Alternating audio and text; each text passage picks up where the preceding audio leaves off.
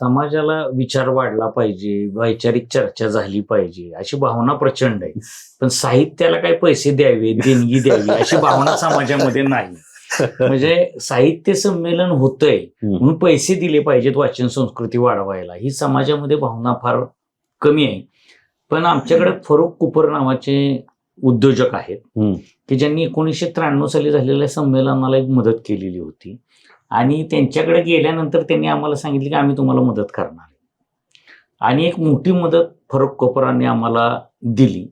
हे छोटे मोठे लोक सुद्धा काही देणगी स्वतःहून आणून देतात. काही एका शाळेच्या अख्ख्या विद्यार्थ्यांनी 99 रुपयानं आम्ही आवाहन केलं होतं की विद्यार्थ्यांनी 99 रुपये द्यावेत संमेलनाला.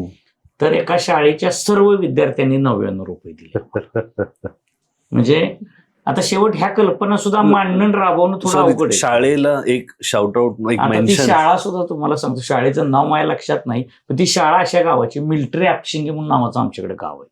हे जे गावातल्या प्रत्येक घरातला एक माणूस मिलिटरी आणि तिथल्याच विद्यार्थ्यांनी आम्हाला ते पैसे दिले. म्हणजे शेवटची देशभक्तीची प्रेरणा त्या गावाकडे आहे. तसं साहित्याला सुद्धा एक ताकद देण्याची प्रेरणा त्या गावाकडे दिलेली आहे. सातारा तालुक्यातल्या सर्व शिक्षकांनी 999 रुपये आम्हाला दिलेले. म्हणजे साताऱ्यात संमेलन होतंय, शिक्षक काहीच करत नाहीत, शिक्षक पगार फक्त घेतात तर नंतर काहीच वागत नाही.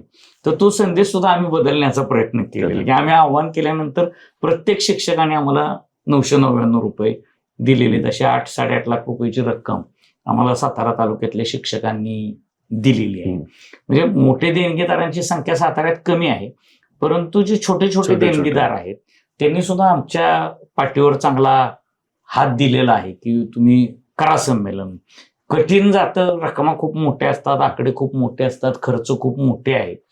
छोट्या गावामध्ये संमेलन घेणं म्हणजे तारेवरची कसरत आहे.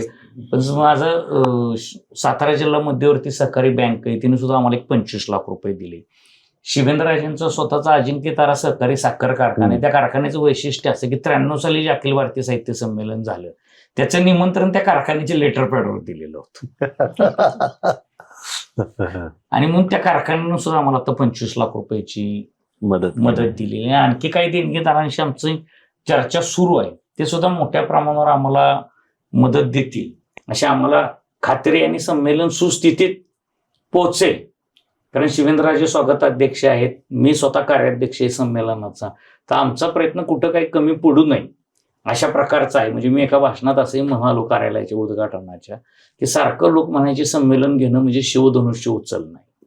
तर ते मला काय वाटत नव्हतं संमेलन घेईपर्यंत. घेतल्यानंतर माझ्या लक्षात आलं ते खरंच शिवधनुष्य उचलण्यासारखं आहे. कारण ज्या ज्या गोष्टी तुम्ही करताय आता त्यामुळे ते शिवधनुष्य, त्यामुळे ते शिवधनुष्य झालं. त्याला शिवधनुष्यच का. आणि दुसरं काय होतं की दिल्लीच्या संमेलनाला मांडवाचा खर्चच नव्हता, ते स्टेडियम मध्ये. इथं सगळा मांडवाचा खर्च आहे. तिथं स्टॉलची संख्या कमी होती, 100 स्टॉल होते, इथं आता 250 स्टॉल झाले.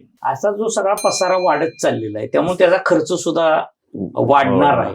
पण शेवट आम्ही राजधानीत राहतो आणि आमच्या संमेलनाची चर्चा झाली पाहिजे. आम्ही पेशवा नेमतो, आम्ही राजे आहोत.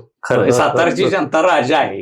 तर राजाचं संमेलन जर दिमागदार झालं नाही तर बाकीच्यांना आम्ही बोलायचा आम्हाला अधिकार राहणार नाही. सर खूपच छान. आणि शेवटी जे तुम्ही बोललात की आपल्या भाषेची, आपली संस्कृतीची श्रीमंती दिसली पाहिजे आणि खरं तेच दिसलं पाहिजे. आज 12-13 कोटी लोकांना रिप्रेझेंट करणारी भाषा, जगातली 13वी सर्वात मोठी भाषा